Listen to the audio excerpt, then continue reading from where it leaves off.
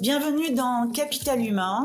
Je suis Magali Siméon, ancienne dirigeante, membre de Comex dans des grands groupes et coach. J'ai vu à quel point les équipes, le capital humain peut transformer une entreprise. Mais la réalité est parfois difficile. Est-ce que vous avez du mal à attirer ou garder les meilleurs talents? Est-ce que vous êtes parfois frustré devant certains départs? Ou est-ce que vous vous demandez combien de vos salariés se lèvent chaque matin avec l'envie de donner le meilleur d'eux-mêmes? Dans ce podcast, nous proposons des histoires inspirantes et vraies, des stratégies concrètes pour transformer votre capital humain en un véritable levier de succès. Alors, est-ce que vous êtes prêt à transformer ou améliorer votre approche? Abonnez-vous et rejoignez-moi chaque semaine pour partager vos défis et célébrer vos succès.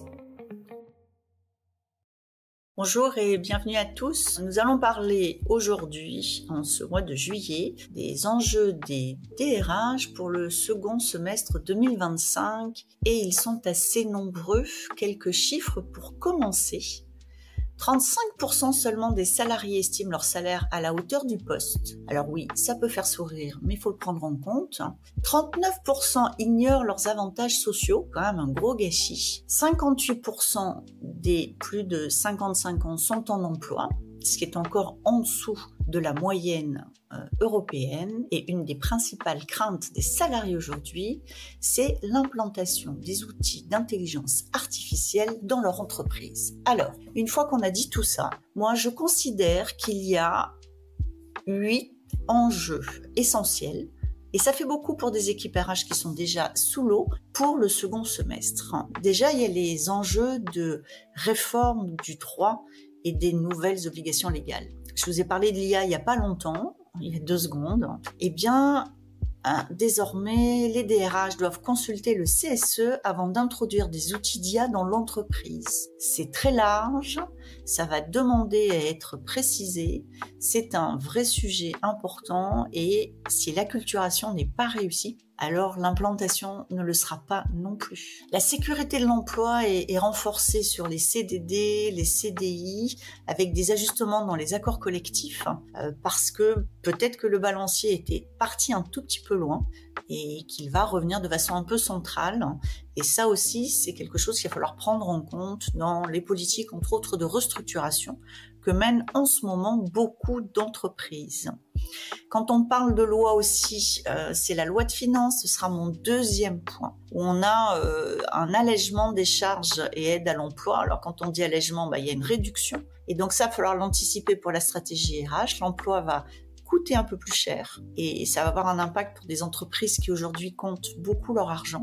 Et puis, la mesure de monétisation des RTT est prolongée. Et donc, c'est là aussi du cash et du cash pour les entreprises avec une politique parfois de RTT qui a été très généreuse. Mon troisième point, c'est l'intelligence artificielle. C'est à la fois essentiel et très compliqué, me semble-t-il aujourd'hui. Les entreprises ne peuvent pas passer à côté de la flexibilité et des synergies et de la productivité que permettent les outils d'IA et d'automatisation au sens large. Mais toutes les études et toutes les approches montrent que si c'est fait sans l'adoption des salariés, ce sera surtout de l'argent dépensé, mais sans les impacts qu'on attend. Et c'est aussi vrai pour les équipes RH. Les équipes RH aujourd'hui, on attend de plus en plus d'elles qu'elles soient capables de projeter les futurs emplois, les futurs métiers, qu'elles soient capables d'accompagner sur des sujets de santé mentale et de bien-être.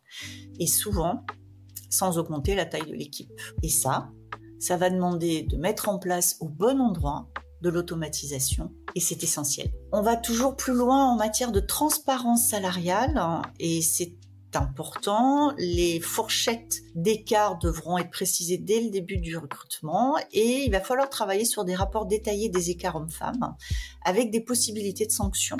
Donc c'est un travail continu qui dure depuis plusieurs années. Être capable de démontrer qu'à même travail, on a bien le même salaire, mais ça aussi c'est un sujet important et qui nécessite d'être très sûr de ces datas. Et donc ça emmène aussi le sujet des datas. Ensuite, il y a tout ce qui va concerner les sujets de santé mentale, flexibilité et bien-être. C'est un travail continu aussi. Comment est-ce que le télétravail est un succès et non pas une marginalisation des salariés et une perte de productivité? Comment est-ce qu'on fait attention à la santé mentale des salariés? Comment est-ce qu'on forme les managers à faire attention à la santé mentale des salariés? Comment on met en place les outils pour faire attention à la santé mentale des managers? Et oui, je dis beaucoup santé mentale dans une même phrase, mais parce que c'est au cœur des médias, au cœur des préoccupations, au cœur des attentes. La dégradation est réelle, elle est parfois sociétale, elle a des causes externes, mais on attend les entreprises sur ces sujets-là.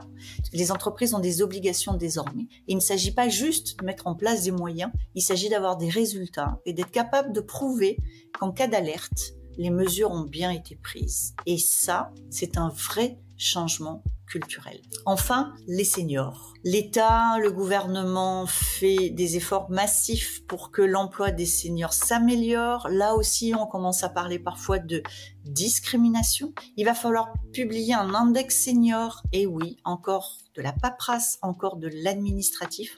Et en même temps, jusqu'ici, c'est parfois la seule chose qui a vraiment fait ses preuves, c'est la contrainte, malheureusement. Je n'ai pas vu d'entreprise, avant que les contraintes existent, avoir des plans d'action délibérés sur la parité homme-femme, ni sur l'emploi des seniors. Donc là, il va falloir aller encore plus loin et dans les processus de gestion prévisionnelle des emplois et compétences, renforcer la partie senior. Nous ne pouvons plus laisser nos seniors perdre en employabilité pour derrière nous en débarrasser. Oui, les termes sont forts, mais qui ne l'a pas connu? Et tous ces points qui concernent directement les équipes RH doivent se mener dans un environnement macroéconomique qui n'a jamais été aussi instable. Environnement géopolitique instable, environnement économique instable, des ressources humaines au sens les équipes, le capital humain qui parfois sont instables aussi avec des attentes différentes et des entreprises qui font comme si elles attendaient des jours meilleurs. Et ça sera peut-être mon dernier point et donc le 8e.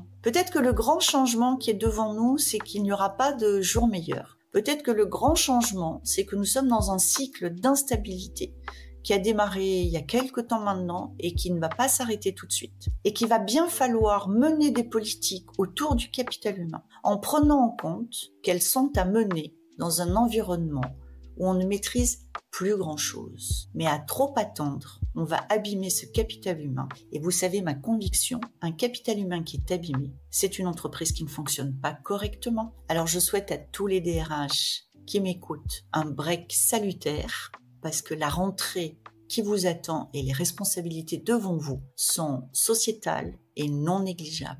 Merci de m'avoir écouté. Merci d'avoir été avec nous aujourd'hui. Si vous avez aimé cet épisode, pensez à le partager avec vos collègues ou avec d'autres dirigeants et à nous laisser une petite note. Ça fait toujours plaisir et ça nous aide beaucoup. Vous souhaitez en savoir plus? Abonnez-vous pour rester avec nous et sentez-vous libre de nous faire part de vos réflexions en commentaire. J'adore ça. Et si vous avez envie de partager votre histoire ou vos expériences, n'hésitez pas à me contacter sur mon site Lily facilite la vie info. À bientôt dans Capital Humain, le podcast pour que les salariés soient heureux et productifs.